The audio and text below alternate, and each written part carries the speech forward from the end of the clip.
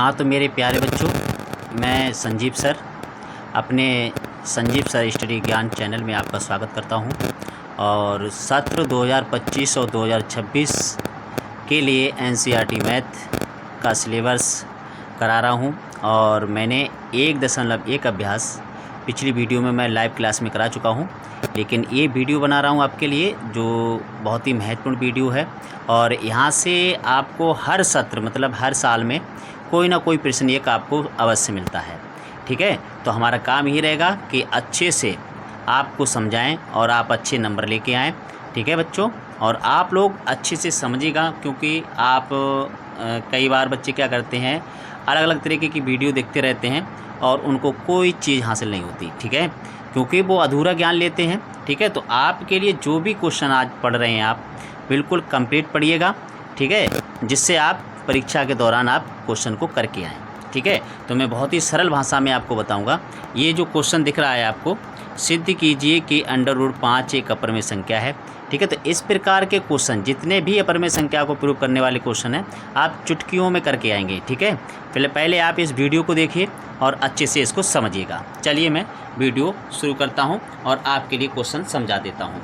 देखिए बच्चों, जैसे कि अभी मैंने समझाया था, आपको प्रश्न पढ़ के दिखाया था। ठीक है, सेम उसी प्रकार से हमें इसको क्वेश्चन को करना है, लेकिन जहाँ पे हमें दिया गया है, क्या दिया गया है, अपरिमेय। ठीक है, तो इसको एक विरोधाभास प्रमेय होती है बच्चों, जिसके उल्टे विपरीत मान लेते हैं हम।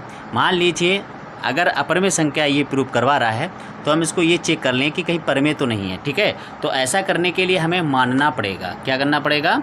मानना पड़ेगा। चलिए हम मान लेते हैं, लिखेंगे यहाँ पे माना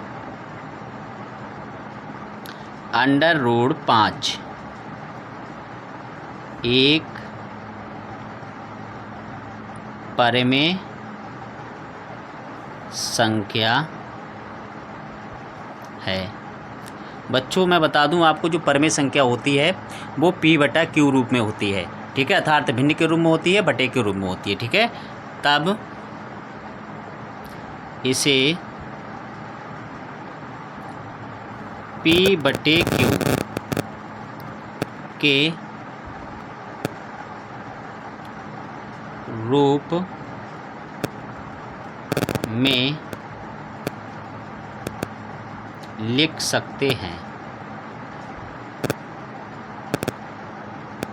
सकते हैं। और यहाँ पे मैं बता दूं आपको, जो P और Q है वो क्या है, एक सहअभाज्य पूर्णांक है। ठीक है, क्या है? P और Q एक सहअभाज्य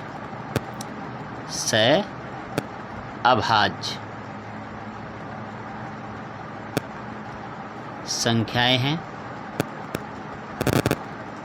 ठीक है, इसकी कंडीशन क्या होती है बच्चों, जो Q होता है वो कभी भी 0 नहीं होता है।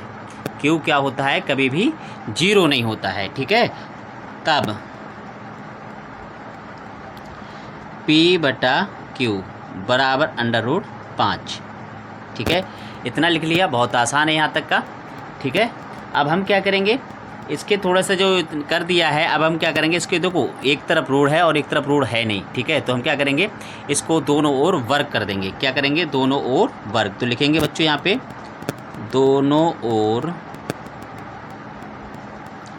वर्ग करने पर, चलिए वर्ग कर देते हैं बच्चों। तो क्या हो जाएगा यहाँ पे, P/Q का स्क्वायर और इधर हो जाएगा √5 का स्क्वायर। ठीक है, यहाँ से देखिए बच्चों, स्क्वायर से रूट हट जाएगा और इधर आपका क्या हो जाएगा, P² बराबर 5। ठीक है, ऐसा हो जाएगा। अब हम क्या करेंगे, यहाँ पे थोड़ा सा देखिएगा, अगर हम Q² को इसमें गुणा कर दें, ठीक है, तो क्या हो जाएगा, 5 इसके गुणा में चला जाएगा, मतलब अर्थात P को भाग देगा। किसको देगा? P को भाग देगा। ठीक है, तो हम ऐसा कर देते हैं बच्चों। तो यहाँ पे लिख देते हैं, देखिए Q का गुणा कर देते हैं, यहाँ लिखेंगे हम P² बराबर 5Q²। ठीक है, अब ऐसा करने से आपको क्या पता चलता है बच्चों, देखो जो 5 संख्या है गुणा में है Q² के, अब ये कहाँ जाएगी, भाग में जाएगी, तो P² को विभाजित करेगी नहीं करेगी। ठीक है, तो इसका नाम दे दो समीकरण नंबर 1। ठीक है, अच्छा यहाँ से हमें क्या चीज़ प्राप्त हुआ बच्चों, यहाँ से हमें प्राप्त हो गया है कि जहाँ लिख देते हैं, जहाँ पी स्क्वायर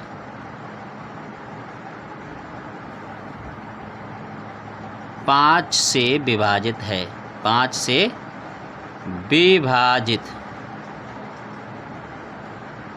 विभाजित है, तब P भी 5 से विभाजित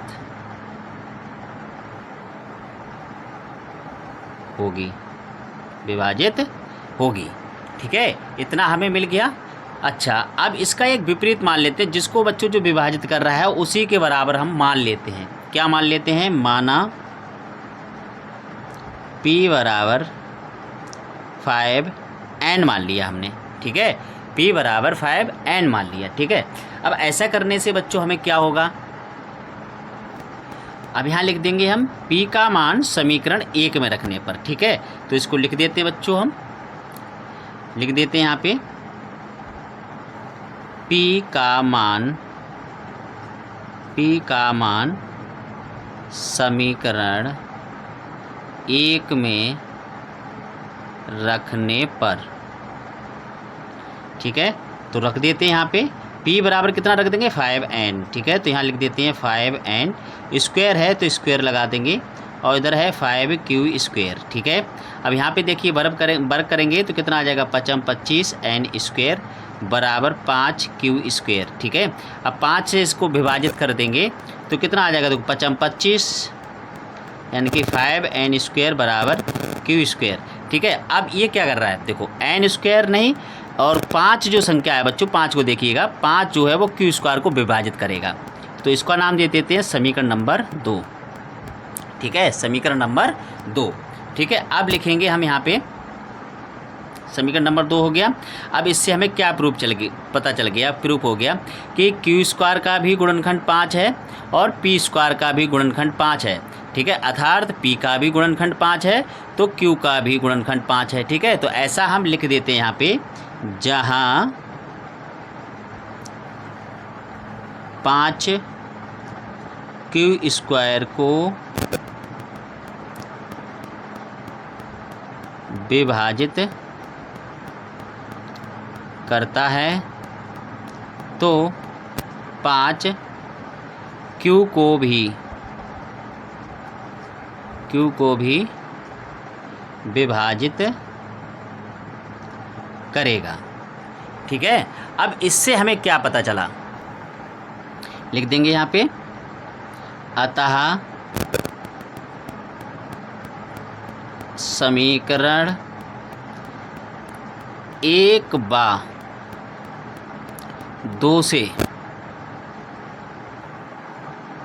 स्पष्ट है कि 5 p/q का एक उभयनिष्ठ गुणनखंड है, उभयनिष्ठ गुणनखंड है। ठीक है, अब जब बच्चों इसका एक उभयनिष्ठ गुणनखंड हो गया तो मैंने ऊपर आपको एक पहचान बताई थी कि जो p और q क्या है? एक सहभाज्य संख्याएं हैं।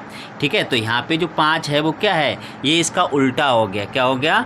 विरोधाभास हो गया कि जो 5 है वो p और q का एक उभयनिष्ठ गुणनखंड है, ना कि वो सहभाज्य संख्या है। ठीक है, तो ऐसा क्या हुआ? ऐसा देख लेते हैं। ऊपर देखिए पढ़ के हमने क्या लिखा था यहाँ पे ऊपर। यहाँ पे देखो शुरू में पढ़िएगा, जहाँ से हमने लिखा है माना √5 एक परमेय संख्या है, तब इसे p/q के रूप में लिख सकते हैं। p और q एक सहभाज्य संख्या है। ठीक है बच्चों, सहभाज्य संख्या कौन सी होती है? देखो मैं बता दूं आपके लिए, सहभाज्य संख्या की पहचान क्या होती है? मासा, जो संख्या होती है उनका मासा बच्चों 1 होता है हमेशा। ठीक है, तो वो सहभाज्य संख्या कहलाती है बच्चों। ठीक है, अब आपको समझ में आ गया होगा। लेकिन परंतु यहाँ पे क्या मिला हमें? 5। यहाँ पे क्या मिला? 5। तो ये परमेय संख्या बच्चों नहीं है, तो लिख देंगे हम, अतः √5 एक अपरिमेय संख्या है। ठीक है, ये क्वेश्चन बहुत आसानी से मैंने प्रूव करा दिया बच्चों, और ये आपका सिद्ध हो चुका है। तो इसी प्रकार से बहुत से क्वेश्चन आते हैं, तो इसी प्रकार से आप लोग करके आइएगा। बहुत आसान प्रश्न है बच्चों। इस क्वेश्चन से बच्चे डरते हैं कि सर कैसे होगा, तो मैंने बहुत आसान भाषा में कराया बच्चों। अब उम्मीद करता हूँ आप लोग इस क्वेश्चन को छोड़ के नहीं आएंगे। ठीक है, इसी तरीके की वीडियो देखने के लिए बच्चों हमारे चैनल को सब्सक्राइब करना और इस वीडियो को लाइक अवश्य कर देना और एक प्यारा सा कमेंट कर देना बच्चों, जिससे मैं और वीडियो आपके लिए बना दूँ।